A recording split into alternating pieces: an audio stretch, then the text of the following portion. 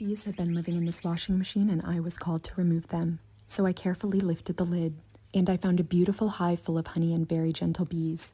When I looked inside, I saw layer after layer of fresh honeycomb. The bees had worked so hard to build this hive, and I wanted to do everything I could to preserve it for them. So I started to remove the outermost parts of the hive with nectar and honey. Then I reached the heart of the hive, the brood nest. This is where the queen lays eggs and where the baby bees are born. Everything that I removed from the washing machine would be given right back to the bees in their new hive, but these pieces of comb were pretty big, so I had to cut them in half to fit into the wooden frames of the new hive. I secured each piece of comb to a frame using rubber bands, then I put the comb into the new hive. Next, I started scooping bees out of the washing machine and putting them into the new hive.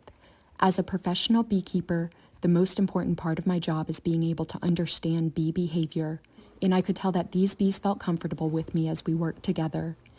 After most of the comb had been removed from the washing machine, I looked around and suddenly I saw the queen at the back of the washing machine. She was a strong and beautiful queen, so I put her in a clip to keep her safe and I put her in the new hive.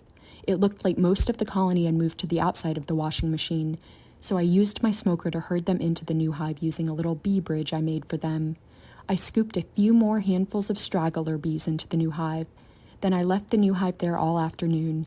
When I returned just before sunset, most of the bees had moved into the new hive, so I loaded the bees into my truck and we drove home. I had just enough daylight left, but I was able to get them settled into their new home in my apiary, and it was another great day of saving the bees.